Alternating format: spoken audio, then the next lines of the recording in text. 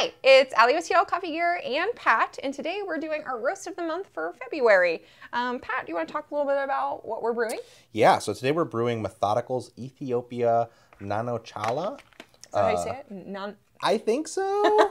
I never am 100% sure. I unfortunately don't speak Ethiopian, so yeah. I wish.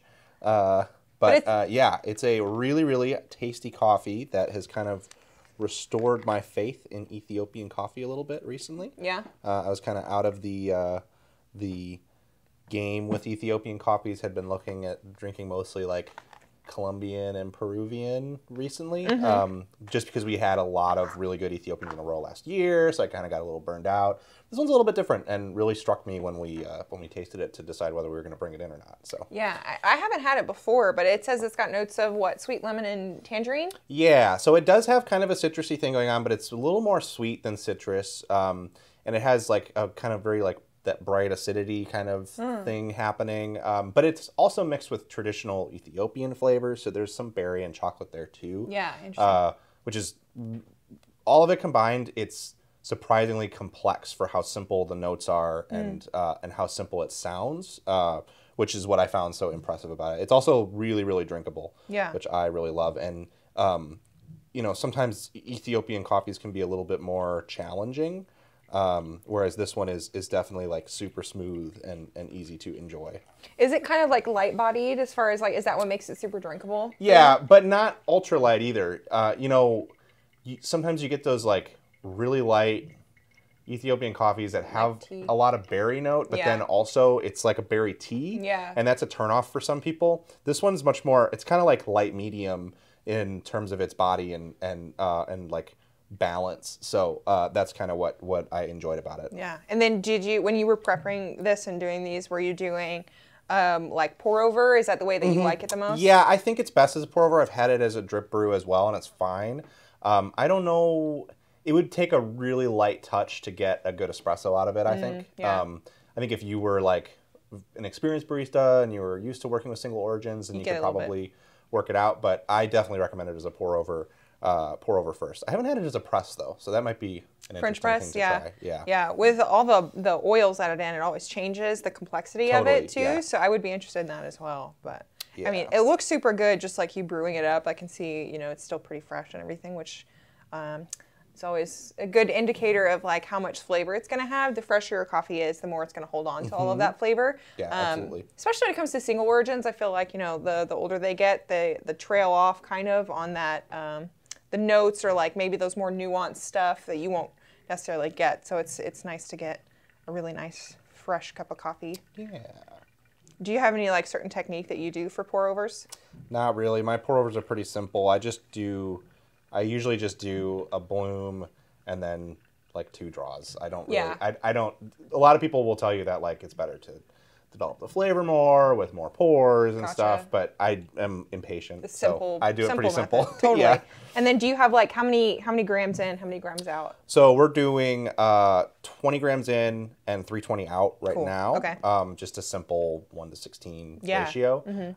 I always work with that with pour over unless the roaster recommends a specific different. Some roasters will recommend like a 1:15 for specific coffees. My personal feeling is that it doesn't change the flavor that much when you go 1:15, but I think it will for certain palates, you know? Yeah. Like, I don't really taste the difference between I don't taste a huge difference between like V60s and Chemexes either, which some people really do. Yeah, like I do. Yeah. I taste a big difference there. Like you've made comments in the past about coffees that are like, oh, this would be great as a Chemex. Yeah. And for me, it's kind of like, they're all good to me. Yeah. So it just depends on your palate, I think. Some people can't like differentiate really between a pour over and a drip brew too. So like, it really just depends on where your palate's at, I think. Definitely. Like for me, I think I always choose like Chemex for when I want like the body of a French press, but for me, the oils and the stuff like that, like I just don't like that in my palate as much. I think it coats your mouth, it's going to make it stronger, but I'm not really into that as much as I like a clean cup of coffee. So for me, I choose Chemex for that reason. And then pour over for me, it's got a little bit lighter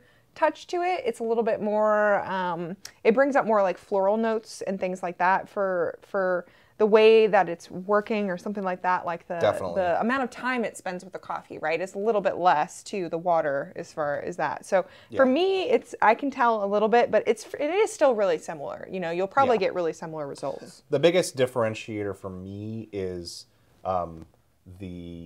temperature. Really. Temperature? That's the thing that I can usually I mean, I can usually tell the difference when I brew something at 202 versus like 199 or something like that. A little bit of temperature variation can really produce different flavors in the coffee because it affects the way that like the coffee is bonding to water as it passes through. Totally. So that's true.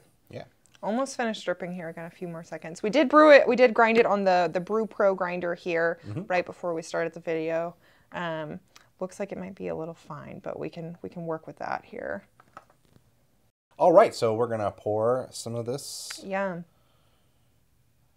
I brewed a little more than we'll probably need for the video, but that just means that we can drink it once we're done. Thank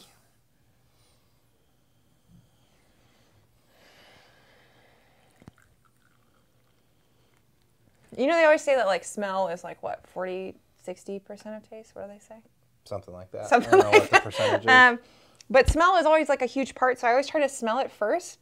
If you're tasting coffee for the first time, I think it's valuable to smell it. It's a good idea to smell it when you open the bag, after you grind it, and before you take a sip. Yeah. I'm just going to go for it. It's brewed a little strong. A little bit. Yeah. We're a little fine on the grind on that one. Yeah. I still get the sweet lemon, though. It's like right on the edge of your tongue there, like on the sides. And the citrus notes are super light. It's a very light touch. It's not, that's why I think it's a little interesting that they went with tangerine as a note, because I definitely see where it comes from. Yeah. But it's also such a light touch that's why I was surprised by it, because when I first saw the tasting notes before trying it, I was like, well, okay, this will probably be good because Methodical is a good roaster. But I was very impressed with how complex and how each of those notes comes through is very interesting. I would kind of describe this as medium-bodied, and I totally see what you mean by it being super drinkable. Yeah. Because like as soon as I'm done with my sip, I'm like, oh, that was really good. And it's a little bit acidic there. Like you definitely get a little bit of that like kind of bubbliness off of it, but it's not a super light flavor at all. Yeah, like I totally see what you mean by that. I think it's really good. Yes, it tastes great. Yeah. This first time I've had it, so I really like it. It's a great producer. Nano Challa has been. I think they started in 2004. It's a farming cooperative in Ethiopia, so they're grown now to over 350 farmers. They work with roasters all over the place, and they have a unique shade drying process for the coffee. So rather than being dried out in the sun, which usually is how coffee is dried, it's shade dried, which allows flavors more time to develop in the bean. That more of the flavors from the cherry make their way in and stuff. So. And then I don't know if you read about this, but it calls it washed. It is a wash process. After the drying process is done, it is fully washed. Yeah, interesting. Because I could definitely tell like the way that it tastes, like that medium bodied, and the way it's so drinkable. I think that is from the wash, being the wash process. But you still get the complexity of the flavors. I think come from the fact that the flavors are more developed in the bean based on the drying process. Yeah, because it's not like I totally see by the complexity of that. Because usually some of these coffees that have similar like citrus notes, it's like there and gone, like very brief. This one I feel like has a little bit more depth to it. Yep. Yeah. Anyway. So I'm gonna drink some more of it myself. Yeah, I liked it a lot. And really love it. I think it's one to try, even if you're someone who's not usually a huge fan of Ethiopian coffee, because it's a little different while still maintaining some of those classic notes you expect from the region. I totally see, and you were mentioning like the Colombia thing. I could see some of that influence too. Yeah. Thanks you guys so much for watching. Don't forget to like, subscribe, comment below. We'll see you next time. Yeah.